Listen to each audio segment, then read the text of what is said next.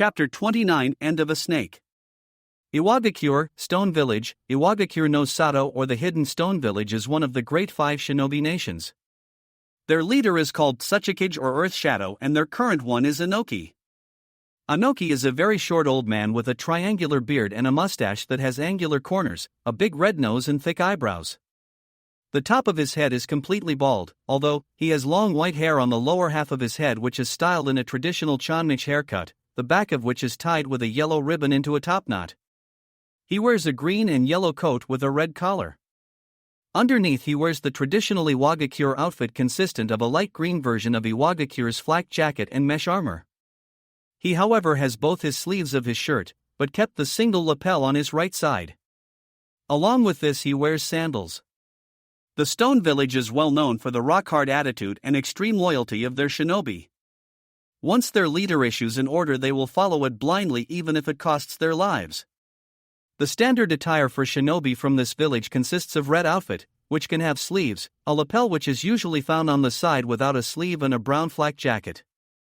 They also tend to wear mesh armor around their ankles. Iwagakure ninjas seem to specialize in earth release techniques. Speaking of the village itself, it's located in the midst of some rocky mountains. These mountains provide natural defenses, making the village a stronghold. Unlike Konoha, the houses are built completely out of stone instead of wood, making them more durable and resistant in case of attack. Currently we find that Tsuchikage in his office navigating the maze of paperwork that seems to plague every kage. His office is located in the biggest structure on the village, which all of them are cone-shaped. "Curse this damn paperwork," that Tsuchikage said, cursing this paperwork with all his might. He was half tempted to vaporize everything around him, which wouldn't be too hard. Why it wouldn't be too hard is very simple. But Tsuchikage is the last known wielder of the dust release. Although technically it isn't a Kekkai Genkai, one must have affinity for earth, fire, and wind, which isn't very common for shinobi to have natural affinities for more than 2 elements. Inoki is a very proud, headstrong, and boastful individual. Due of his age, he is also somewhat frail, with constant complaints about hip and back pains. Although he's old, similar to the Hokage in fact, he refuses to step down from the Kage position until he finds a worthy heir to his position. But Tsuchikage picked a paper, and it was a simple report of a simple drank mission. He quickly scanned through it and stamped it, placing it on the other end of the table. This was his routine when not sleeping. He would spend his days reading and stamping reports. He was broken from his work by a knock of the door. "Come in," Inoki said. The door opened and a man entered. He was wearing the standard IWA attire, with the exception that the red shirt went all the up to his chin. He had black eyes with brown hair stylized with a small ponytail. "Good morning, Tsuchikage-sama," the man said, greeting his leader and kneeling in front of him. "Masato. Needs something?" Inoki asked. Masato was in fact the village's spymaster. The spymaster's job, like the name states, it's to keep tabs on the other villages and other information that might seem relevant to his village's safety and welfare. "Yes, Tsuchikage-sama," Masato replied, standing up. "We received a letter from the San addressed directly to you and came in their fastest carrier, and also we heard of something interesting in Konoha," Masato explained, handing the letter over to the Tsuchikage. The letter had already been scanned to make sure it wasn't an explosive tag or other trap. "Tsuchikage-dono, we are sending this message in our fastest carrier as the situation is very strenuous to us and we would like a reply as fast as possible. 5 days ago our village allied itself with the Sound Village and launched an invasion against Konoha. The invasion didn't go as planned and we, along with the Sound, were defeated. It appears that Konoha had somehow found about the invasion prior to it and was able to prepare. We have severely underestimated their power and we placed faith on someone of questionable integrity, a mistake on our part. According to our reports, Konoha's Jinchuriki was responsible for defeating the fully released Shikaku but also killed our Kage along with 200 of our own. A more detailed report is attached to the letter. We took a crippling blow to our forces and as such we would propose an alliance with your village as it holds no love for Konoha. This would be a complete alliance, meaning more commercial routes and agreements and of course military help if needed. We have also dispatched a letter to the Earth Daimyo explaining the situation as the Wind Daimyo has agreed with an alliance should you accept. Yours faithfully, Suna counseled that Sachikage read the letter a couple of times so he wouldn't miss anything. So they let themselves be guided by Orochimaru. Fools, Inoki thought. Placing your trust on a Nuke-nin is hardly ever a good idea, and Orochimaru didn't exactly have the best reputation. Judging from the letter, they must fear a possible invasion if they are requesting an alliance with us. Of all people, Inoki mused in thought. IWA, much like Kumo, were independent and they didn't particularly like alliances. Interesting, Inoki thought out loud. Sir? Masato said. The San wants an alliance with us, Inoki said, but Masato didn't seem particularly surprised. You don't seem surprised, Inoki stated. I've heard some very interesting news from our spies in Konoha, but I was going to inform you after you had read the letter, Masato stated. Do you have the reports?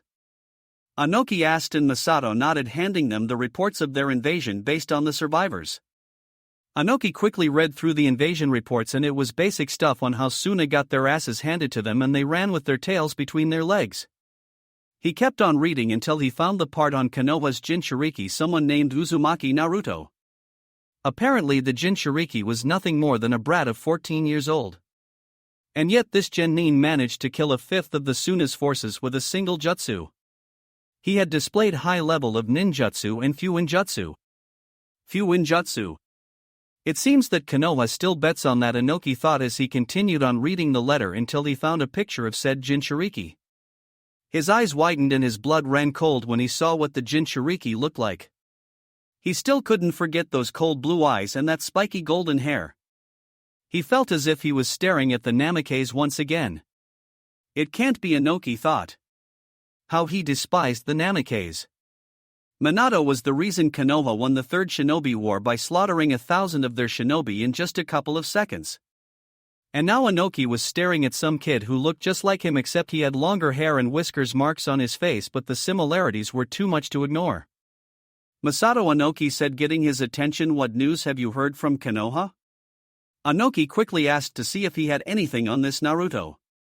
Apparently Konoha has a Senju heir, which is none other than the Jinchuriki Naruto, Masato explained, but the kicker is that this Naruto is the son of Namikaze Minato, the Yellow Flash, Masato stated, confirming Inoki's biggest fears. So the bastard sealed the Kyuubi inside his own son, Inoki said. Namikaze had reproduced and unleashed another Yellow Flash upon this world. Inoki would have his revenge. He would avenge his son's death by the Yellow Flash by killing his son in return. But there's more, Masato said, and Inoki focused on him. Senju Naruto, the son of Namikaze Naruto, is apparently the grandson of Uchiha Madara, which would mean that the Namikaze was Madara's son. Inoki finished by him in a disbelieving tone, and Masato nodded. Inoki also despised Madara, sometimes even more than the Yellow Flash. When he was younger and they had just signed a treaty with Konoha, Madara had the ghoul of stating that IWA was nothing more than Konoha's slaves. It seemed as IWA had a very grim past with those of Uchiha blood. After all, IWA wanted Madara dead and they got that, and then Namikaze appears as if to finish his father's job of killing IWA shinobi. To think the Namikaze would be Madara's son, Inoki said, gritting his teeth. However, I do find it strange that no one ever knew of his Sharingan, Inoki mused out loud. The son of the most powerful Uchiha to ever live would without a doubt awaken his Sharingan, but they never knew of it. In fact, they didn't know of the Namikaze's parents until 14 years after his death. It seems Konoha has a Namikaze heir. But they stacked all their cards into one person. He's both the last Senju, as Tsunade's is past reproducing age, and the last Namikaze, Inoki thought as he rubbed his beard. Or Uchiha, I should say, Inoki corrected. What are we going to do regarding Suna and the Namikaze bastard? Masato asked. He too, along with all of IWA, had no love towards Minato, and finding out he was the son of Uchiha Madara didn't exactly help. We can't do any direct actions against the Yellow Flash's brat right now, as it would raise too much attention. Let it cool down a bit before, Inoki explained. The world had just been informed of a Namikaze heir, and trying to kill him right now would raise too much suspicion towards IWA, so it could wait. Regarding Suna, I'm tempted to accept their alliance, Inoki said. What are your thoughts? Inoki asked Masato. Unlike Konoha or Suna, IWA is a full dictatorship with Inoki holding all the power. But even then he would seek out advice on his most trusted shinobi. I think we should accept. We have nothing to lose, and I've heard that Konoha doesn't intend to attack them, so this must be just some guarantee against Kyumo since Kiri is still in war, Masato explained. I concur with your assessment, Inoki agreed and quickly wrote a reply to Suna's request. After Suna had chosen their new Kazekage, they would have a formal meeting with both Kages to discuss the full terms of their alliance and iron out any details. Send it to Suna, Inoki said, giving the letter to Masato, who sealed it. What about the Senju? Masato asked. He had nothing against the Senju clan itself, but knowing that he was the son of the Yellow Flash and Madara's grandson sealed his fate. Like I said, let things cool down for now, Inoki explained. In the meantime, put him in the bingo book. I want him captured alive so he can be executed in front of the whole village to show them what happens when they mess with IWA, Inoki said, grinning. That would be his last act as Tsuchikage, killing the Namikaze sprat. What rank and bounty shall we give? Masato asked. Based on the reports and knowing he's the bastard's son, give him Naruto and company. It was the day after Tsunade and Naruto had talked with their family, and currently we find them in some empty field training. Since Tsunade had agreed to meet Orochimaru, and with him injured, they had the golden opportunity to end him once and for all. This world would be a better place without that snake laying around. Hinata was training with Shizune and Tsunade. Since she asked for it, they might as well start it already. So you want to become a medic nin, right? Tsunade asked, and Hinata nodded. Why? Tsunade asked as he never got the full story from her. Because I prefer to heal people than hurt them, Hinata replied, and Tsunade raised an eyebrow. Don't get me wrong. I know when it's necessary to hurt or kill someone, but I prefer to make people feel better, Hinata explained. She never liked killing as she was too kind for that, but she knew that sometimes it was for the best. Naruken really chose well, Tsunade said, smirking, making Hinata slightly blush. Alright brat, I'll train you. From now on you call me Tsunade Zensei when I'm training you. Got that? Tsunade asked. Hi Tsunade Zensei, Hinata replied without a shred of doubt in her voice. For starters, tell me what you know, Tsunade said. I have very good chakra control and knowledge of the human anatomy, and even better understanding of poisons and antidotes, but also medicinal herbs. I don't know any healing techniques, so I just use some healing cream I make, Hinata explained, and Tsunade raised an eyebrow. Poisons, antidotes and medicinal herbs? Tsunade asked, and Hinata nodded. That isn't covered in the academy, so I assume you studied that on the side? Tsunade asked, and Hinata nodded once again. It's a very good start. Now let's see how good your chakra control is, Tsunade said, and picked a small brown pouch from somewhere. Here. Put your palms up, Tsunade said, and Hinata complied. Tsunade then emptied the pouch onto Hinata's hands. From the pouch came a bunch of multicolored sand. The sand was composed of 4 colors: blue, brown, red and green. Now I want you to separate the sand by color and align them in your palm using only chakra, Tsunade explained. If you can do this in less than 5 seconds, means that your chakra control is very good and on par with Shizune, and more than enough for a few medical techniques. If you make it, I'll show a few others that are only known by medics to further increase it, Tsunade explained, and Hinata got to it. Hinata did a few tries just so she could get a feel for the sand. The timer started and Hinata started channeling chakra to her hands. It had to be a very minuscule amount, otherwise the sand would simply fly off her hands. She decided to split the sand by colors, starting on blue, then going for brown, red and green. After the sand was divided by color into equal blobs, she slowly started aligning them in a straight line. Once she was done, she cleaned a bit of sweat from her forehead. She never had to concentrate so much in her life for such a simple thing. 6 seconds. That's very, very good, Tsunade said, impressed by Hinata. This kind of control was Kage level for fighting, but for medical applications it was necessary so much more than that. Just out of curiosity, what are your affinities? Tsunade asked. I have both wind and water, but also a small lightning affinity. Due to my usage, the water is my strongest, Hinata explained. Even better. Water affinity is the best for medical use, Tsunade stated. I'll show you how to use the mystical palm technique that speeds up the body's natural healing process, Tsunade explained, and Hinata nodded, getting right into it. That day went by without much trouble. By the afternoon, Hinata could maintain the mystical palm technique indefinitely, or at least until she ran out of chakra. Tsunade had warned of the dangers should she send too much chakra with the technique. If Hinata used too much chakra in this technique, instead of healing the victim, it would render them into a comatose state. Now this time it was Shizune that decided to teach Hinata on poisons. Tsunade knew everything about poisons, but she was more turned to countering them instead of creating them like Shizune and Hinata liked to. What ways do you have to deliver poison? Shizune asked. The only way I know is to use senbon or other weapon coated with the poison I want, Hinata explained, and Shizune nodded. Then I'll show you this one, Shizune said, and broke away from Hinata, getting clear from her. Dokujiri, poison mist, Shizune said just before pumping her lungs with chakra and expelling a thick purple mist from her mouth. Just by looking at it, anyone knew that it would be better to get the hell out of Dodge. Just by inhaling a small bit of it would be fatal. To do this, you must convert your chakra into a certain chemical that once expelled, it mixes with the air, converting it into the poison mist. So in fact you breathing a chemical and not the poison itself, making it safer for you to use, Shizune explained, and proceeded to teach Hinata how to transform her chakra into different chemicals to achieve different poisons. Boom! An explosion echoed through the whole field and Hinata turned to the left to see smoke rising on the horizon. Looks like Naruto is having trouble, Hinata said, giggling to herself. With Naruto not too far away from where Hinata, Shizune and Tsunade were, was Naruto also doing his training. He had already did his morning warm-up routine, so now we find him working on his Rasengan. He is currently trying to create a bigger Rasengan like Jiraiya said. Jiraiya is currently missing, and by missing I mean he doing his research for his next novel. And by research I mean peeking on the local hot springs or some other place where one could find some unfortunate beauties with low amount of clothing on. Boom! An explosion echoed through the field as the Rasengan he had in his hands destabilized and exploded, dispelling the clones and destroying the ground. Damn it! This is not working, Naruto said, frustrated. He made a cross sign and replaced the shadow clones that were destroyed.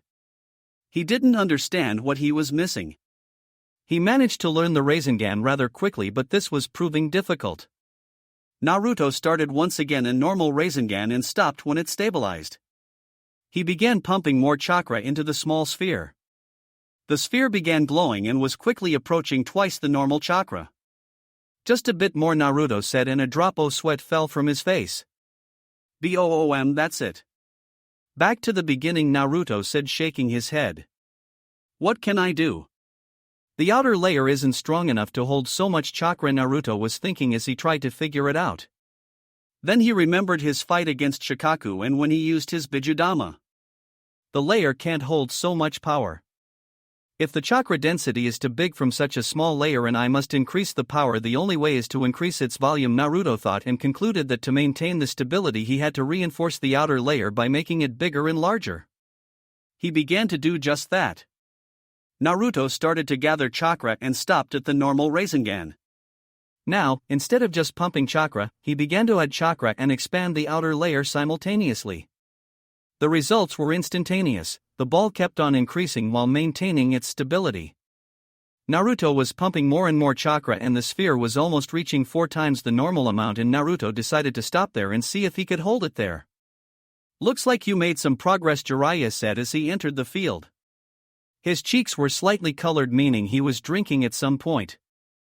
I finally got it, Erosen, Naruto replied, and Jiraiya sighed at the nickname. His mother used to call him the exact same thing when she was still alive. How much chakra did you put there? Jiraiya asked to see if his big Rasengan met the standards. 4 times as much, Naruto replied, and Jiraiya nodded. 4 times the normal Rasengan was just fine. It should be just fine. Use a shadow clone as clashed with mine, Jiraiya said, and Naruto dispelled the remaining clones, forming only one. The clone made an Unama Rasengan and dashed towards the waiting Jiraiya. The glowing blue orbs connected with each other and the ground started shaking from the energy being released. Neither sphere wanted to be overrun, but slowly Naruto's Rasengan started to waver and the whole ground exploded. When the smoke cleared, Jiraiya's clone was still standing although he was smoking. Your big Rasengan is good. You just need to use it a couple of times to get a feel for it, Jiraiya explained, and Naruto nodded, going back to his training. Why don't you take a break? You've been at it for hours, aren't you tired? Jiraiya asked. It was almost nightfall, meaning Naruto has been training his Rasengan for a couple of hours now. Don't you know me? Naruto replied, grinning towards him, and Jiraiya just shook his head. It's getting dark. How about we go for some dinner? Jiraiya asked and knew Naruto wouldn't refuse. After all, one of the things Naruto liked most after Hinata and training was eating. They all regrouped and headed towards some local restaurant. They were all eating peacefully since they weren't in a hurry, and they decided to plan what to do against Orochimaru. Planning against a Kage-level shinobi would hardly work, especially against someone as slippery as Orochimaru. What are we going to against Orochimaru? Naruto asked, and Jiraiya chuckled. Naruto called him exactly the same thing Jiraiya once did. After all, they were once teammates and almost brothers. Tsunade hummed and thought with her hand in her chin. I can fake healing him and try to kill him with a medical technique, Tsunade explained. Are you sure it will work? Jiraiya asked. If it failed, she might find herself in a compromising position. This technique looks like the mystical palm, so it should fool him as he has no advanced knowledge on medical techniques. It works by infusing a poisonous chakra of sorts into his system. Once inserted, the poison instantaneously spreads through the whole network, destroying almost instantly. Tsunade explained. He should drop dead in a matter of seconds, Tsunade said, grinning. What if he sees through? Naruto asked. He will know that you sided with Konoha and most likely try to kill you, Naruto explained. The best we can do if she is discovered is to try and lead them into an open field to battle, Jiraiya explained. Battling a Kage-level shinobi in the middle of a town would most likely destroy everything in it.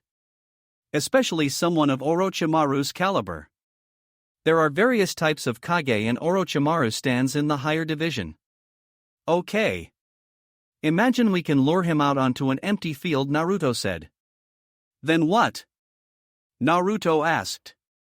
We smoke his ass, Tsunade simply said, and everyone's sweat dropped at the simplicity of their plan. Good enough for me, Naruto said, and everyone went back to eating. 6 days later, the sun was shining high in the air, engulfing the whole town in a golden aura. It was around noon, and Orochimaru was calmly walking towards his destination with his most trusted henchman/sidekick by his side, also known as Yukushi Kabuto. They suddenly stopped as they were in the place they agreed to meet Tsunade. Not even a few minutes had passed, and Orochimaru could see Tsunade approaching in the horizon. He smirked at the thought that his offer had been accepted. He never doubted that Tsunade would refuse it. He knew she would give anything to see them again, even if it was only one more time just to say goodbye. Little did Orochimaru know that Tsunade had already got her wish to see her family once again. Orochimaru was even more satisfied that Tsunade came alone. It further confirmed his suspicion that she accepted by dumping her apprentice. Do you have your answer, Tsunade? Orochimaru asked, smirking, and she simply nodded, faking a sad mood. If I heal your arm, can you really bring them back? Tsunade asked, and Orochimaru just nodded. Where's your necklace? Orochimaru asked, surprised she didn't have it on. Shit, Tsunade thought, but remained calm and with a saddened aura. Why should it matter? Tsunade asked, and Orochimaru shrugged it off. Give me your arm, Tsunade said as she slowly walked towards Orochimaru. She flexed her hands forward and they started glowing green. To anyone else it seemed like a normal healing technique. Just before she reached Orochimaru, a kunai was thrown at her, making her jump back. What's the meaning of this, Kabuto? Orochimaru asked, angry. That is a assignation technique very similar to the mystical palm. She was trying to kill you, Orochimaru-sama, Kabuto explained, and Orochimaru growled. How cunning of you, Tsunade. Trying to kill me when I had my guard down. Too bad for you, I have powerful allies by my side. Orochimaru replied, chuckling. It appears you have sided with Konoha, and I know now the fate of your necklace. You most likely gave it to Naruto-kun, Orochimaru said. Like you will leave this town alive, Tsunade said, smirking, and without thought dashed towards both of them. She jumped in the air and brought her heel down, smashing it into the ground and vaporizing it. Time for Plan B, Tsunade thought, and began to chase them off town and driving them into some empty field. This is it, Orochimaru, Tsunade said, smirking. What can you do? Orochimaru replied, chuckling. You are alone against both of us, and Kabuto isn't to be underestimated. He's at the level of Hatake Kakashi, Orochimaru said, smirking. I'm not alone, Tsunade said, taking a kunai from her clothes and sending it to the ground.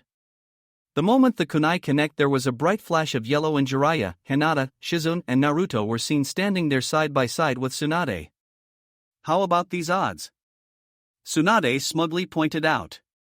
TSK, Orochimaru replied.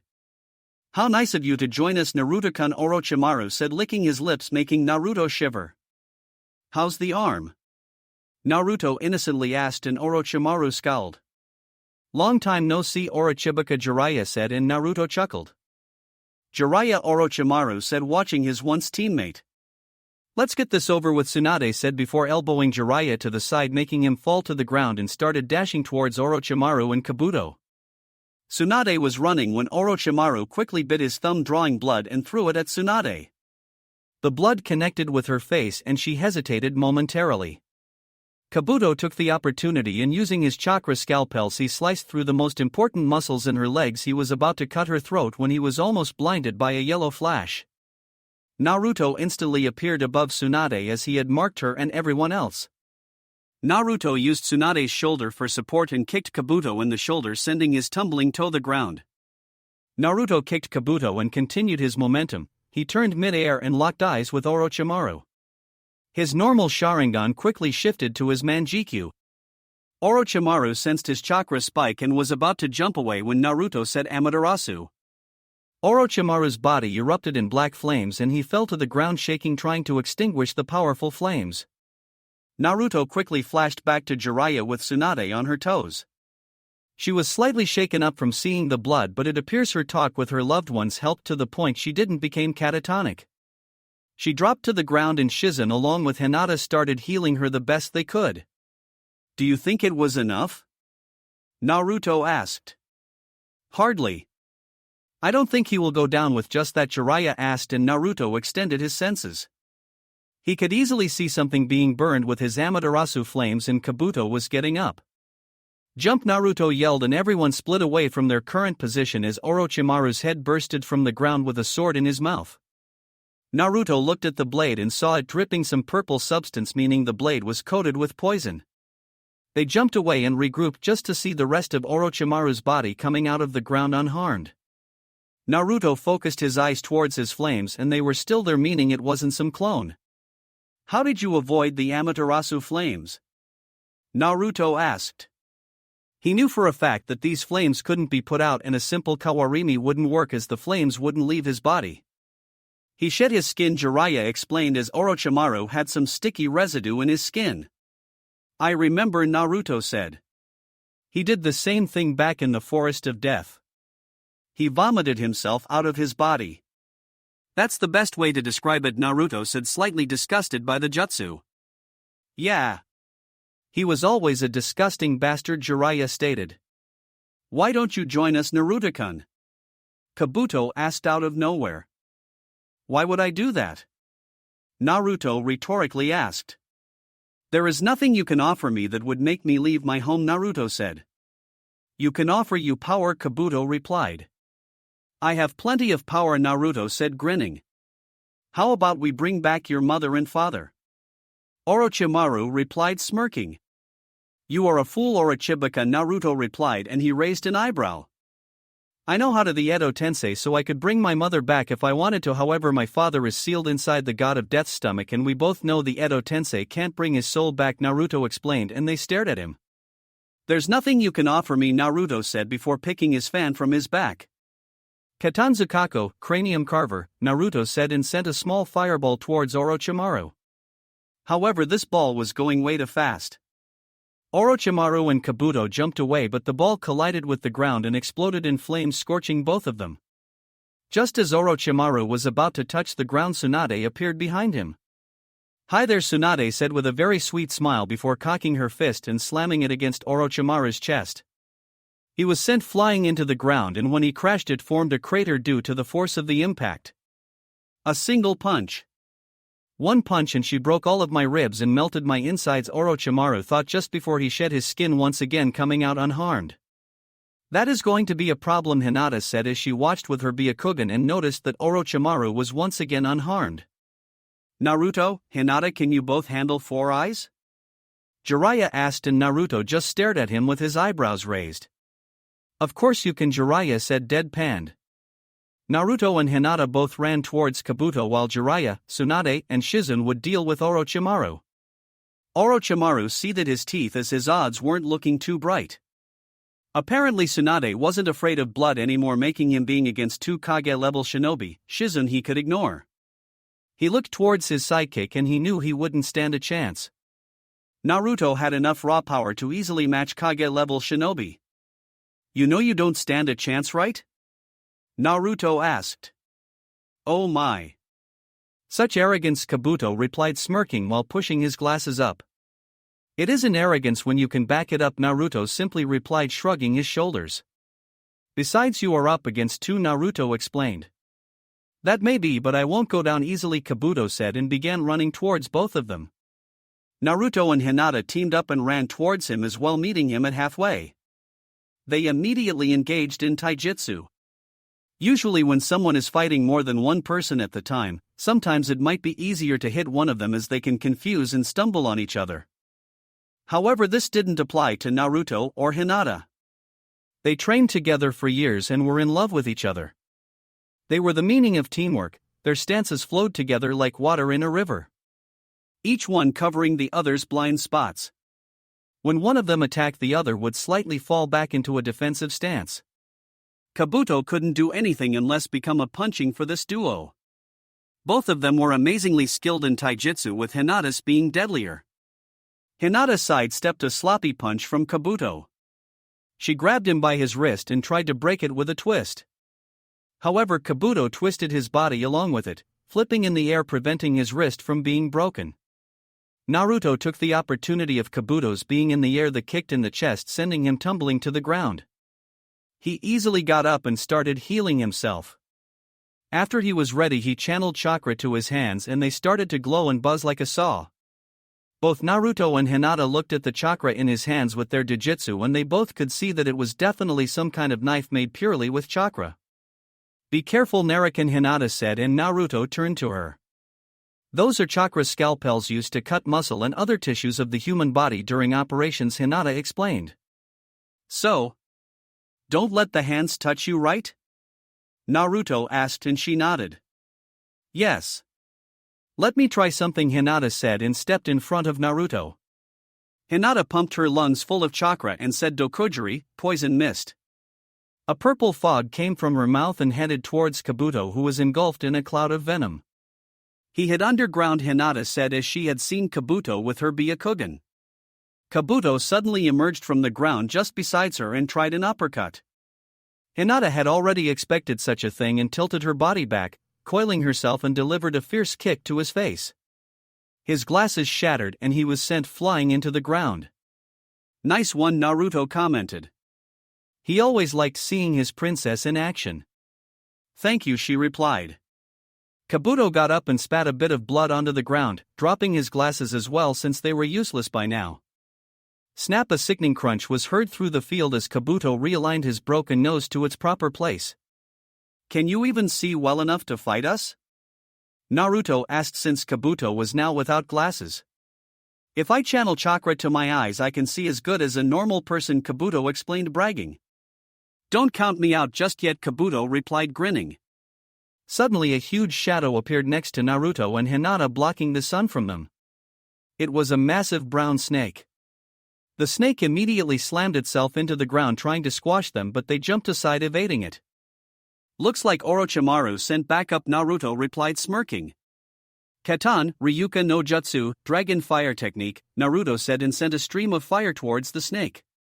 She was engulfed by the fire and disappeared from view. Once the fire was gone, the snake was still in the same place and it wasn't even scorched as the skin was too rough for such weak attack. Kabuto jumped on top of its head and the snake made her way towards Naruto and Hinata, trying to eat them or squash them. It didn't make a difference in the end. The snake opened its mouth and expelled some semi-transparent liquid onto them. They jumped to the side and liquid hit the ground. Poison, Hinata said, and Naruto nodded. Futon Shinkuwa, air blade, Hinata said, and exhaled multiple wind blades that were sent towards the snake. The air blades didn't even waver as they hit the snake and sliced it up into multiple pieces, making blood spurt all over the field. The snake disappeared in smoke as well, all the blood. Problem, Kabuto? Naruto asked, chuckling as Kabuto scowled. Kabuto Orochimaru yelled from his side of the battle, and Kabuto quickly shunshined next to his master. Kuchios no Jutsu, summoning technique, Orochimaru said, and traced a line of blood in the tattoo of his only working arm. Both Orochimaru and Kabuto were engulfed in smoke. Once the smoke cleared, a rather large purple snake appeared. The snake was Manda, the boss summon of the Snake Clan and the strongest of them all. Orochimaru. I want 100 sacrifices for summoning me, Manda said in his deep voice. Of course, Orochimaru replied.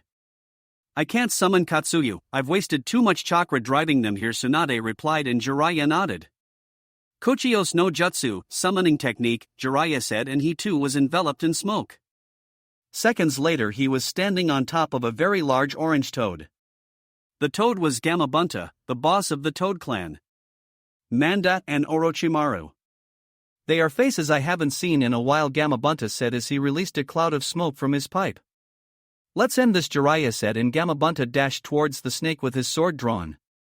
Gamabunta quickly reached them and tried to stab Manda. Manda simply opened his jaw and caught the blade in it. Gamabunta squirmed to try and get his blade free, but it was in vain. Manda flexed his tail and tried to pierce Gamabunta, making him flip backwards and leaving the sword in Manda's mouth. Manda instantly began sliding towards Gamabunta and threw the sword back at him. Gamabunta jumped to the side to evade the blade, and the sword crashed into the ground, burying itself. You stay, Bachan. I'm going to help Erosen and Naruto said, and jumped away from Tsunade, Shizen, and Hinata. What is he going to do? Tsunade asked. I don't know. He's very unpredictable, Hinata replied, and they shifted their attention towards the Titans' battle. Kuchios no Jutsu, summoning technique, Naruto yelled and slammed his hand on the ground. Manda and Gamabunta stopped their fighting to see just what exactly was coming to the battlefield. A big cloud of smoke rose from the ground, blocking everyone's view of Naruto. Suddenly the air was pushed back like a shockwave due to the air displacement, and everyone secured themselves not to get blown away. A massive roar erupted from the smoke that made the ground shook and the cloud of smoke to disperse. The figure was very big, almost twice the size of Gamabunta himself. It had orange fur, very sharp teeth and claws, blood-red eyes with a black slit and 9 tails swinging freely in his back. After 14 years the Kyuubi was once again unleashed upon the mortal realm. Kyuubi Jiraiya stuttered and paled at the sight of the monstrous figure in front of him. Everyone else was in shock as they never expected a Jinchuriki to summon their bijou to a fight. Like the fresh air, Kurama? Naruto asked as he stood on top of Kurama's head. I do, it gives me a chance to stretch my legs, Kurama replied, showing his foxy grin. Everyone could feel the strong and oppressive chakra coming out from the Kyuubi's body. I like challenges and all. But this is ridiculous, Manda said, not really looking forward to fighting a bijou and the Kyuubi of them all. Isn't the Kyuubi supposed to be? You know. In the seal, Jiraiya tried to come up with the right words not to piss the Kyuubi off. It seems logic to me that I can summon the Kyuubi, Naruto said. When you store items in a storage scroll, the items are moved to a pocket dimension created by the scroll. The Hakuno Fuin Shiki, 8 trigram seal, does the same thing and creates a more advanced pocket dimension and a few other things. The summoning technique is a spacetime technique, and with the Kyuubi being the boss summon of the Fox Clan, what did you expect to come out? Naruto rhetorically asked as Jiraiya was trying to piece everything together. He never looked at storage seals that way, but it made sense. The items in the storage seal had to go somewhere. And since the chakra doesn't flow through my coils when I summon him, I don't die, Naruto explained, and Jiraiya dumbly nodded. Stand back, Naruto said, and Gamabunta jumped to the side. The Kyuubi was destructive without even trying, and he wouldn't want to be caught in the crossfire. Kurama, let's go, Naruto said, and both of them inhaled air into the lungs. Keton, Fire Stream Kyuubi said and expelled a stream of white-hot fire towards Manda. Futon Rankuden, Vacuum Wind Bullet, Naruto said and expelled wind bullets that mixed with Kurama's fire, turning them into hot bullets that would pierce and melt everything in their path. Manda engulfed by the fire and the ground destroyed by Naruto's air bullets combined with Kurama's fire.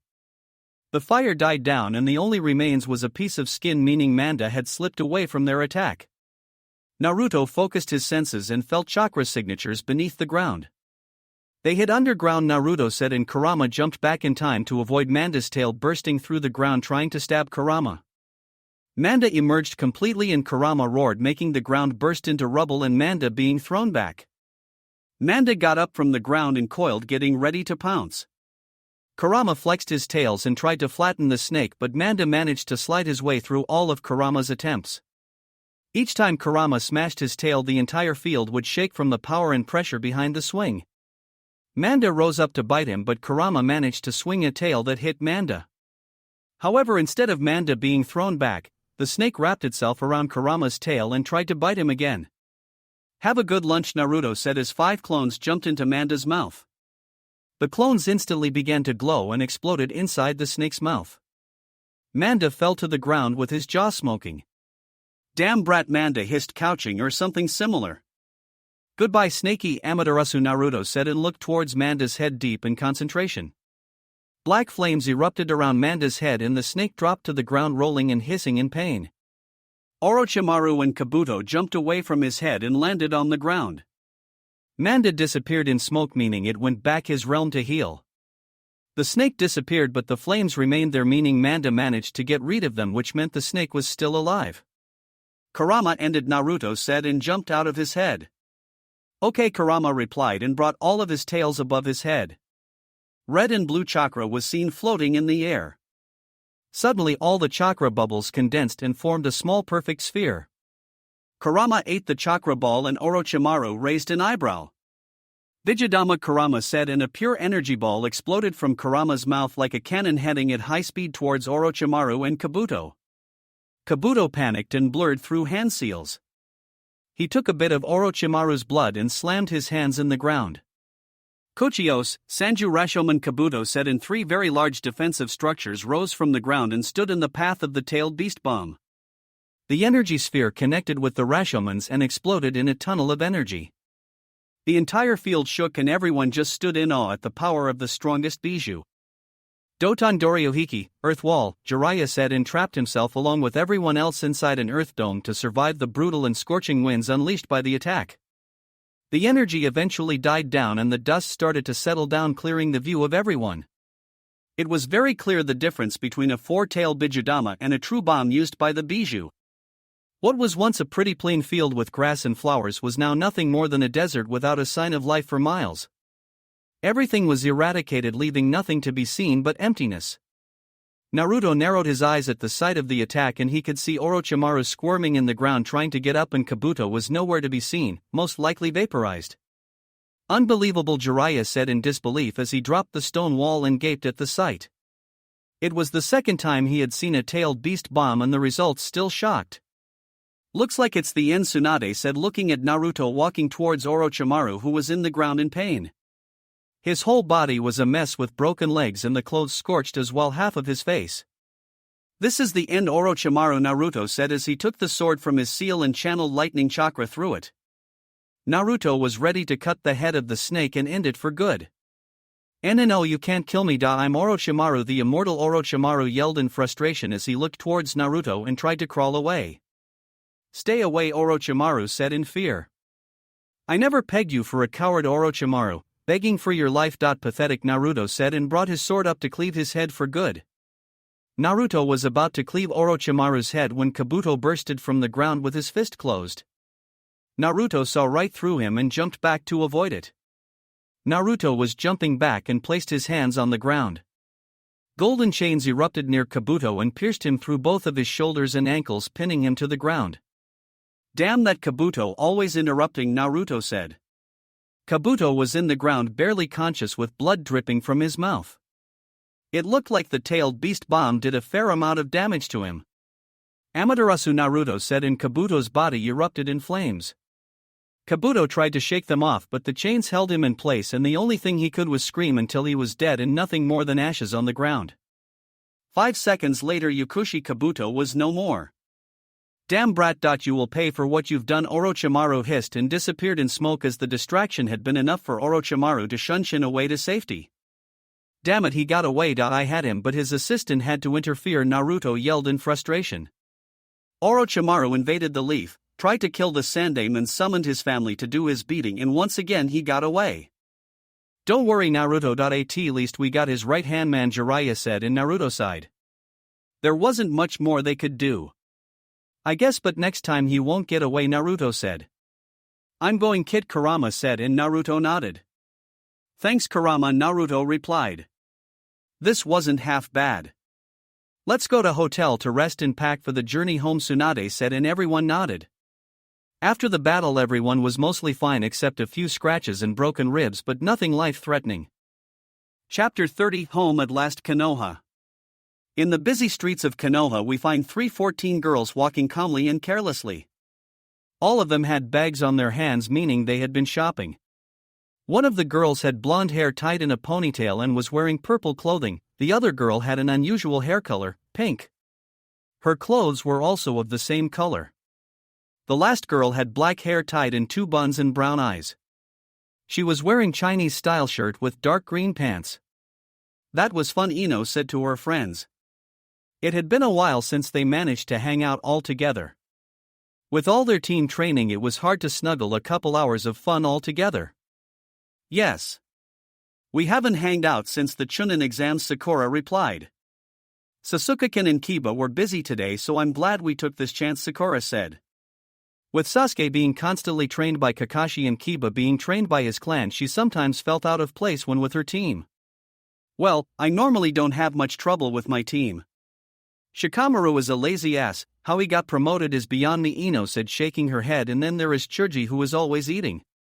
All they want is to be left alone, and Asuma Sensei doesn't give much work after team meetings, so I have plenty of free time," Ino happily said. "Lucky you. My team is full of freaks," Tenten said, sighing. Kazensei and Lee are both freaks, always yelling about the flames of youth. "I swear they could pass as father and son," Tenten said, shaking her head. "At least there's Nejikin," Tenten said, a bit happier now. "Nejikin, is it?" Ino asked, teasing her friend. It was a known fact that Tenten didn't openly chase after boys, as she was more devoted to training. "WWH what?" Tenten asked, stuttering and trying to hide her blush. "You have a crush on Neji." Admitted Sakura said, joining the fray. "Fine I like him," Tenten said, crossing her arms. "Tell us more," Ino said, giddy, wanting some juicy details. "Well he's very cute and strong. I had a crush on him since the academy, but he was always a jerk, but since the Chunin's exams he's way better," Tenten said with stars in her eyes. "I don't know, I just want to be around him, and since he forgot about that fate crap and I enjoy his company even more," Tenten explained. All will Ino and Sakura fawned. They finally got to cracker her shell. "I guess I owe Hinata a thank you," Tenten said as she reflected on Niji's match against Hinata. "And then there is Hinata and Naruto. Who would have figured out that the supposed dead last loudmouth would have hooked up with the supposed shy girl who had a crush on him?" Ino said. "They hid their relationship from everyone," Sakura said. "All that time he kept pestering me for dates was nothing more than lies," Sakura said, sighing. "Don't tell me you are going for Naruto now?" Ino asked in disbelief. "No, I'm faithful to my Sasuke-kun," Sakura instantly said. "Your Sasuke-kun?" Ino asked with a tick mark. Alright, girls," Tenten said before this could escalate and they started bitch-slapping each other in the middle of the street. "But you got to admit they make a cute couple," Tenten said. Hinata and Naruto made a very cute couple. Naruto was loud and Hinata was quiet. They were perfect for each other, like yin and yang. "They do," Sakura said, agreeing with her friend. "Senju Hinata doesn't have a bad ring to it," Sakura said, smirking. "Senju Naruto, head of the Senju clan. No wonder Sasuke-kun never got along with him," Sakura said, laughing. "He's the talk of the village, he even has a fan club now. I heard he took down the Kazekage and 200 shinobi with a single jutsu," Tenten said, shocked that a genin could pull that off. He defeated that sand bijou and then went to help Hokage-sama against Orochimaru. Tenten explained. She only met Naruto in the Chunin exams and he was the supposed dead last without any talent. I still don't believe that Naruto belongs to the most powerful clans in the world, the Uchiha clan and the Senju clan, Ino said, shaking her head. He's directly related to 3 of the 4 Hokages and now his grandmother was named the 5th Hokage, Ino explained. She still couldn't believe that Naruto belonged to the Senju clan. Looks like all that yelling about becoming Hokage ran in his blood after all. Grandmother? Tenten asked. You don't know? Ino asked and Tenten shook her head. He's the grandson of Senju Tsunade, Ino explained, and Tenten squealed like a fangirl. Really? Tenten asked with stars in her eyes. Yes. What's the big deal? Ino asked, not sure as to why Tenten would react in such way. Tenten scratched the back of head in shame of such reaction. She squealed like a fangirl. It's just, Tsunade-sama is my idol. I want to be strong like her, Tenten said, and Ino nodded. Maybe you can ask Naruto to introduce you to her, Sakura explained. I'll ask him when they get back, Tenten replied, happy that her role model and idol was coming to the village again, and to be the 5th Hokage nonetheless. How about we hit the hot springs? Ino asked. All they had team training in the morning and after a few hours of shopping a nice bath would relax them. I agree, let's go, Sakura said, and they all head towards the hot springs for a soothing bath. It was their luck that Jiraiya was out of town, not that he would peek on them. Konoha's north gate 5 figures could be seen walking calmly through the wooded forest outside of Konoha. Well, 0.6 figures if you count the pig that was being carried in the arms of one of the figures. They were none other than Senju Tsunade, Kato Shizune, Jiraiya, Hyuga Hinata, Senju Naruto, and of course the pig Tonton. They had the same clothes except that Naruto now proudly displayed his new necklace. Naruto now had an emerald necklace on top of his black umbu chestplate. His necklace was glistening and reflecting the sun rays that escaped through the trees, making it shine. The necklace that once belonged to Senju Hashirama was now his Naruto's possession. It is said that it was worth 3 mountains of gold. Although the necklace had very high value, he wore it because it belonged to his clan and grandfather. It was a family heirloom, so to speak. They arrived at the gates and checked in with the gate's eternal guards Kotetsu and Izumo. Jiraiya, Senju Naruto, and Hyuga Hinata returning from successful mission with Senju Tsunade and Kato Shizune, Jiraiya said, waking the guards from their slumber. Oink and the pig Tonton, Jiraiya completed. It's good to see you again, Lady Tsunade, Kotetsu said. Tsunade hadn't been in the leaf in over 15 years. It's good to be back, I suppose, Tsunade replied, and they continued walking. I guess I'm heading towards the Hokage Tower, Tsunade said. Alright, see you later, Bachan, Naruto said, and started walking off when Tsunade called him back. Where are you going? Tsunade asked. Home, Naruto flatly replied. No, you are not, Tsunade said, crossing her arms. I'm not? Naruto asked, confused. No. You are coming to live with me in the Senju compound, Tsunade said, and Naruto raised an eyebrow. Wasn't half of the Senju compound destroyed when the Kyuubi attacked? Naruto asked, confused. My bad, Kurama said, and Naruto's sweat dropped at the casual response. Yes, but everything was rebuilt, someone answered. They all turned around to see Hiruzen walking towards them, smoking on his pipe. Tsunade-kun, it's good to see again, Hiruzen said, hugging her old student, not that he would tell her she was old. He hadn't seen her or heard from her since the last time she was in the village, which was over 15 years ago. You too, Sensei, Tsunade replied and stepped back, grabbing him by the collar. But you have a lot to explain, Tsunade said, almost growling. What are you talking about? Hiruzen asked, confused. She was being all nice and now she was glaring daggers at him. You sent a letter telling me that Naruto was dead, Tsunade said, fuming. No, I did not, Tsunade. You are mistaken, Hiruzen explained. How about we take this to the office, Jiraiya stressed as the conversation was starting to get loud. Fine, Tsunade said. Hokage's office explained, Tsunade-kun, Hiruzen said, trying to get to the end of this. I got a letter from you with your signature and stamp saying that Naruto didn't survive the attack, Tsunade explained, and Hiruzen sighed. I never sent you any letter. I tried to find you and even told Jiraiya to try and get a hold of you, Hiruzen explained, and Tsunade scoffed. Then how do you explain the letter? Tsunade asked. It was obviously fake. Do you still have it? Hiruzen asked, and Tsunade shook her head. Without it we will most likely never find the culprit, Hiruzen sighed.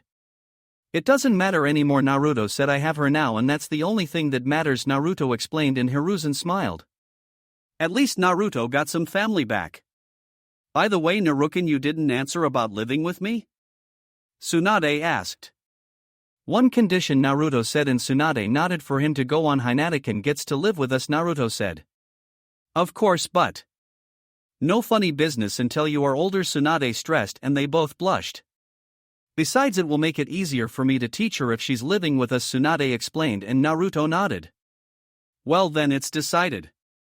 I'm going to pack then, Naruto said, and was about to walk off with Hinata when he was interrupted again. Too bad you can't go, Naruto-kun. You are the clan head of the Senju, remember? Hiruzen asked, and Naruto nodded. I'm summoning the council, and as such, you must attend, Hiruzen explained, and Naruto paled.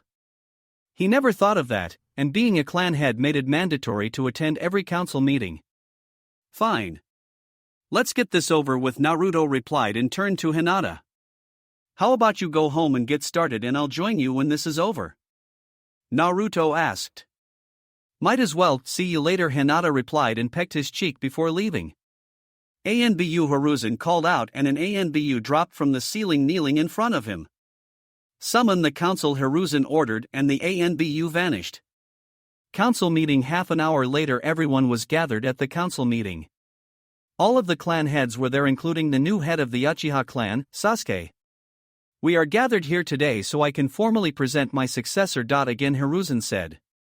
I name Senju Tsunade as my successor to the place of Godame Hokage, Hiruzen stated, and waited for the council's reaction. I, Aburame Shibi, head of the Aburame clan, support the decision, Shibi said, getting up from his position and addressing the Hokage.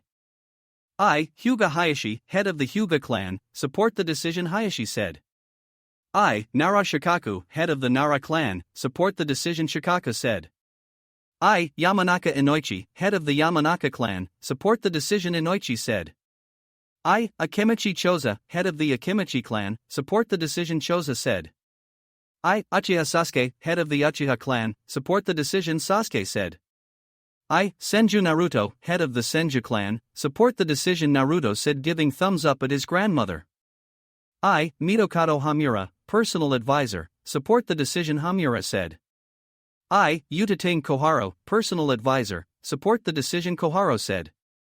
I, Shimura Danzo, personal advisor, reject the decision, Danzo said, but one paid much attention to him. I, Haruno Mabuki, head of the civilian council, support the decision, Mabuki said. 1, then it's decided, the Hokage said, rising from his seat. Senju Tsunade, you are hereby appointed as Godame Hokage, Hiruzen said, handing her the hat. Thank you, Sensei, Tsunade said, placing the hat on her head. Keep it warm for me, Naruto said, and everyone, minus Sasuke who was too cool for that, chuckled at the comment. I promise that from now on I'll protect this village from all enemies, foreign or domestic, for I am Senju Tsunade, Godame Hokage, Tsunade said, and everyone bowed to the new Hokage. Everyone left the room soon after Tsunade's proclamation, and Naruto turned to the pervert who had been listening to the meeting without anyone knowing except Naruto, who was a censor. Erosen, Naruto said, and Jiraiya stepped out from the shadows. Are you busy? Naruto asked. I was planning on doing a bit of research, but what do you need? Jiraiya asked. I was planning on fixing Gaara's seal today, but I'll need your help since we will need to rebuild it completely, Naruto said, and Jiraiya nodded. He decided it was better to fix the seal now since Shikaku might be unleashed and destroy the hot springs. Bachan, can we get a release form for the Sand siblings? Naruto asked, and Tsunade turned to Hiruzen so they could catch up on the events. After half an hour of explanations, Tsunade turned to Naruto. If you say they will behave, I see no harm, Tsunade explained and signed the necessary documents. Here, Tsunade said, and threw him 3 Konoha Hittites. Where will they be staying? Naruto asked, and Tsunade pondered. How well do you know this Gaara kid? Tsunade asked. I consider him a brother. He went through the same things as I did. All the hate the villagers threw at him, Naruto sadly said. Well then. Bring them to the Senju compound, there is more than enough space for them, Tsunade said. Awesome. See you later, Naruto said and hugged Tsunade. Let's go then, Jiraiya said, and both left the Hokage tower heading towards the INT department. Have you decided on the seal? Jiraiya asked. I think I'll use the same one I have, the 8 trigram seal, Naruto said, and Jiraiya nodded. His seal was one of the best around after all. INT department. Jiraiya and Naruto quickly arrived at the INT department and easily got in, flashing the papers to the ANBU guarding the doors. They walked down the stairs until they reached the lower levels where the cells were. They walked past a few of them until they reached the last one where Gaara and his siblings were. Hey Gaara. I'm back, Naruto said, waking up Temari and Kankuro from their sleep. Uzumaki, Naruto, Gaara said, looking at Naruto. It's Senju, Naruto now. I'm taking my family name, Naruto, and Temari's eyes popped out of her sockets. You are a Senju? Temari asked with her eyes wide as saucers. Yup, Naruto replied and mentioned the ANBU to unlock the cell. But you have the Sharingan, Temari refuted. I belong to both the Uchiha and Senju clan, but I chose the Senju name, Naruto explained, and the ANBU unshackled Gaara. Where's Baki? Naruto asked. He already was released and went back to Suna. We decided to stay with Gaara until he was released, Temari explained, and Naruto nodded. Let's go, Gaara. We are taking care of you, seal, Naruto said, and Gaara stared at him. What? Naruto rhetorically asked. I promised I would take care of the seal, and I always keep my promises, Naruto explained, and Gaara slowly nodded. Where are we doing this? Jiraiya asked. At the Namikaze compound. My father has a room in the basement completely filled with seals that block everything. That is where I trained using the Kyuubi's chakra, otherwise the village would riot when they felt the chakra, Naruto explained, and Jiraiya nodded. Namikaze. Don't tell me the Yan name was your father?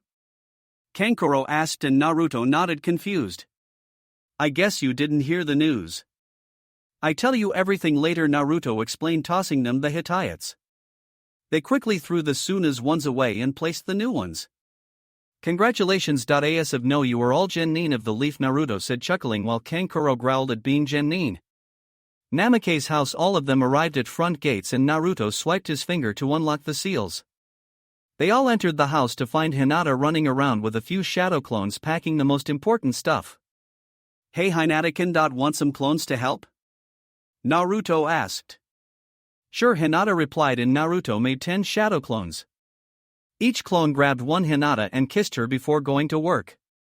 Jiraiya never saw so much action in the same place and started scribbling furiously in his notebook. This way, the original, Naruto said, and led them all to the basement and into some room. They opened the door and all of them stepped inside. It was a large round room, at least 10 meters wide. The walls were littered with seals, and in the middle of the floor was a kanji circle with the most complex seals around it anyone had ever seen. Stay here, and don't interfere, Naruto seriously said to Temari and Kankuro, who gulped and quickly nodded. Gaara, remove your shirt and lie down in the center of the circle, Naruto explained, and Gaara did as he was told. Do you want the new seal in any special place? Naruto asked, and Gaara nodded. Can I have it in the stomach like you?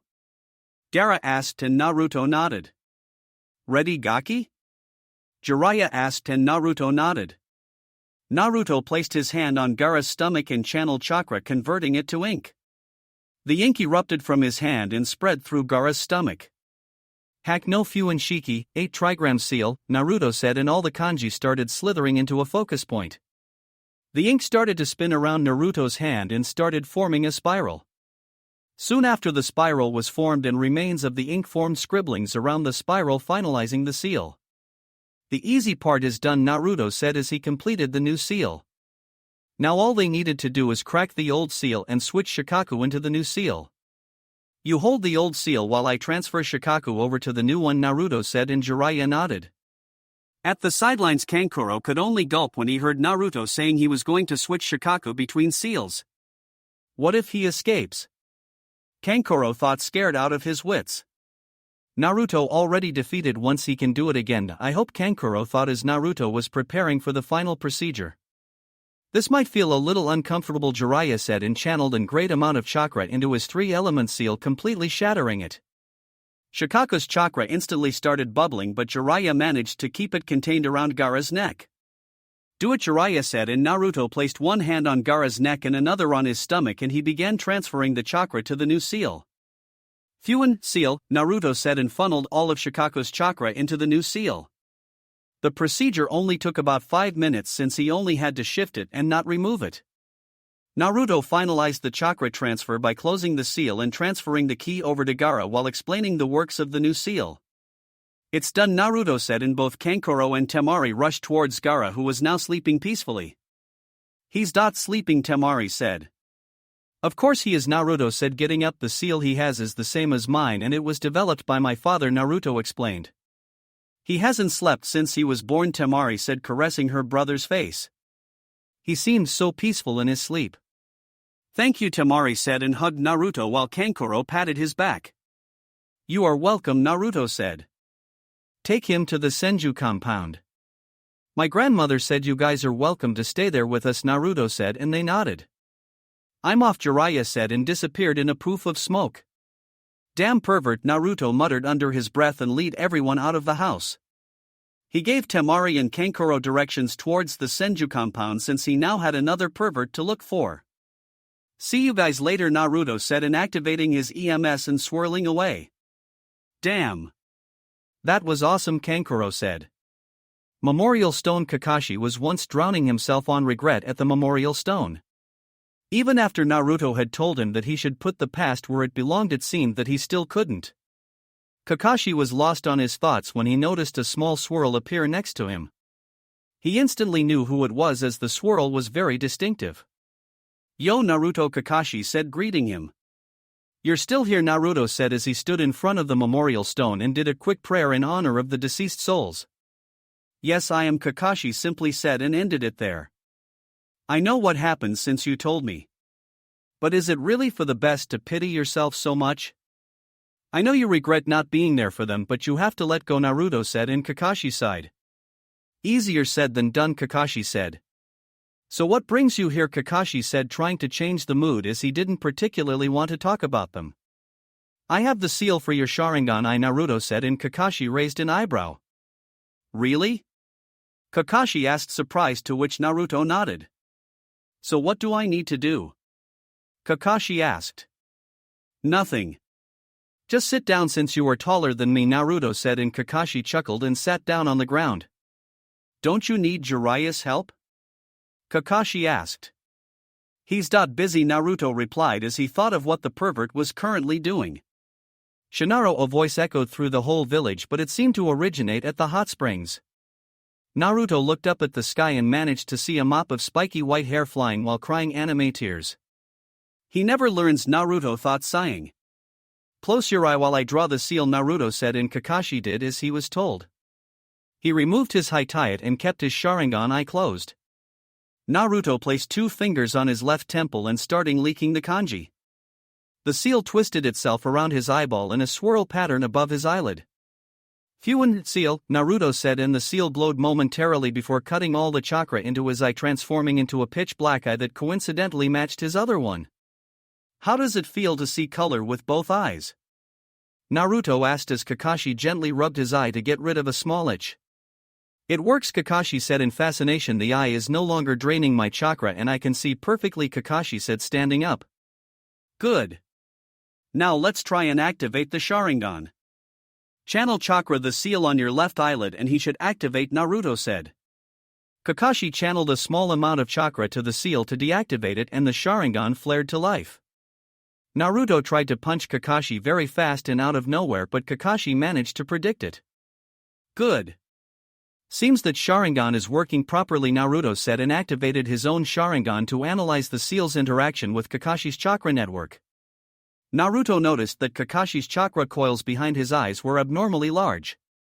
Your eye's chakra coils are extremely well developed. They come close to matching mine, Naruto said out loud. It's no surprise, The Sharingan has been active for years, Kakashi said, shrugging his shoulders, but Naruto didn't think just that would affect it so much.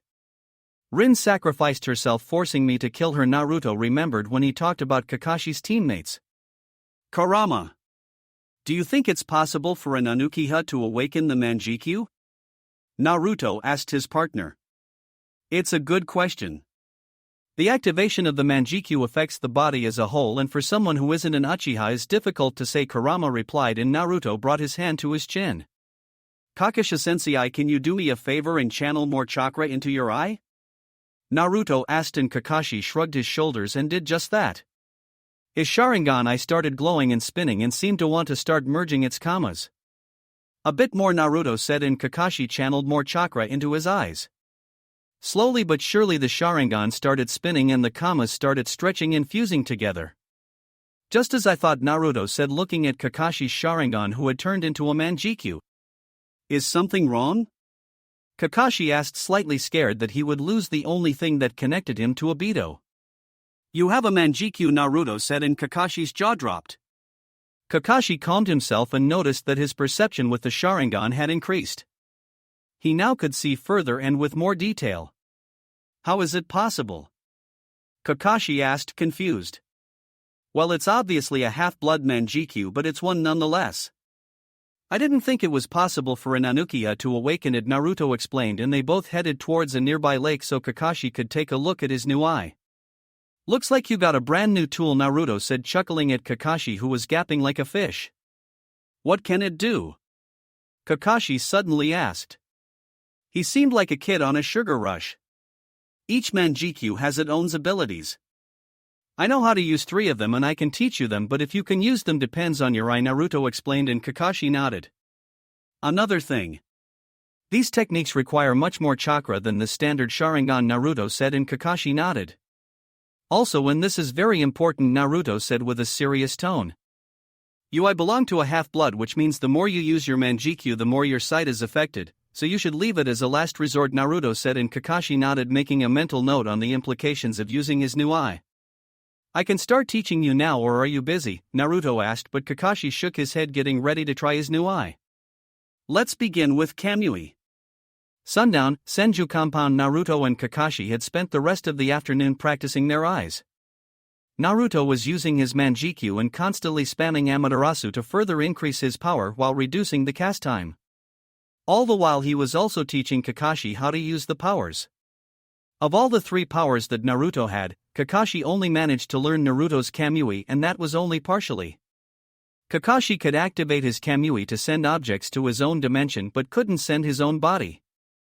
Naruto quickly theorized that he needed both eyes to be able to dematerialize his body. Naruto explained Kakashi that he used his left eye for long-range Kamuis while he used his right eye for making himself intangible in close-range Kamuis. Based on these facts, it looked like Kakashi had received the long-range eye. In the end, it didn't matter, Kakashi had still received a very powerful gift, but this one was meant only for killing. Kakashi could transport objects into his dimension, but somehow he couldn't bring them back. Anything that was transported to his dimension would remain there for all eternity. 2. Naruto channeled the remains of his chakra and used his Kamui to go towards the Senju compound. When you spend half a day spamming Amaterasu, you tend to exhaust yourself. At least he got his control better using the black flames. Naruto arrived near the compound gate and stayed there, astonished at the sheer magnitude of the place. The damn compound seemed to go on forever. He never thought that the compounds were this big. Sure, he had seen them on the outside, but standing inside one really placed things in perspective. "Oh, Naruto-kun," Shizen said as she watched Naruto arrive and went to greet him. "This place is huge," Naruto said, and Shizen giggled at his childish reaction. "Yes, it is. When the village was founded, the Senju clan was on his prime and had many members. Shizen said this compound has almost 100 rooms, not including bathrooms, storage rooms, and training grounds, Shizen explained, and Naruto's eyes widened. 100 rooms. It's bigger than the Uchiha and Hyuga compound, Naruto thought, observing the buildings around them. "Come on," Shizen said, motioning him to follow her. "We will be all staying in the main house that is large enough for all of us. I'll take you on a tour," Shizen said, and Naruto followed. Naruto followed Shizen and she did a quick tour around the main house. It was a simple traditional house made of wood. It had 2 floors and a basement. The main house had 10 rooms, 4 bathrooms, and a very large library. Library, I'm checking it out, I'll meet you later, Naruto said, blurring away from Shizune and heading into the library. Shizune giggled at him as he watched him run towards the library. The library was very large and was filled with scrolls. Naruto was pretty much drooling at the prospect of being able to learn so many jutsus. Naruto, Hinata said, and Naruto turned around to see his beautiful girlfriend at the library's entrance. Can you believe how many jutsus are here? Naruto said to Hinata, who giggled at his reaction. He was always a sucker for learning new jutsus so he could blow stuff up. By the way, did you destroy the space bridge at the house? Naruto asked. His clones didn't know anything about it, and Naruto was wondering if Hinata had destroyed the seal at his house that allowed him to walk into the Namake's compound. I did, don't worry, Hinata replied. Space bridge? A new voice asked, and Naruto turned around to see Tsunade walking towards them. Yes, it's like a portal of some sorts that I created and that allows, once activated, to simply walk through the portal and end up at the destination. Naruto explained, in my case I created one that allowed me to go from my house to the Namake's house and back simply by walking through the portal, Naruto said, and Tsunade hummed and thought. Can anyone use it? Tsunade asked. She was already thinking of the applications of such useful device. It was key to my and Hinata's blood, but it can be made for anyone. Why do you ask? Naruto asked. Because maybe you could place one that connected the Senju compound to the Hokage tower so I didn't have to walk all the way there, Tsunade explained. I don't exactly have spacetime techniques like you, Tsunade said, scoffing at the other blonde. Of course, Bachanda, I'll do it tomorrow, Naruto said, and Tsunade left alone with Hinata, leaving Naruto to drown himself on Jutsu's scrolls. 30 minutes later, Naruto had spent half an hour skimming through the scrolls trying to learn something new. After all that time, he came of the library scowling the whole Senju clan and muttering profanities against them. He in whole library he could only find jutsus related to earth and water jutsus. In almost 100 jutsus he didn't find any fire or lightning ones. He sighed and walked out of the library and went exploring the rest of the house. Naruto heard Tsunade calling out, come to the kitchen for dinner. Naruto was happy, he never had anyone calling him for dinner except Hinata. Naruto ran through the halls with his Kamui phasing through the walls so he could reach it faster. Naruto arrived at the kitchen and saw everyone sighted and waiting for him. There was Shizune, Jiraiya, Tsunade, Hinata, and of course the Sand siblings. He walked calmly towards the table and sat down to eat. He was finally home. With his family.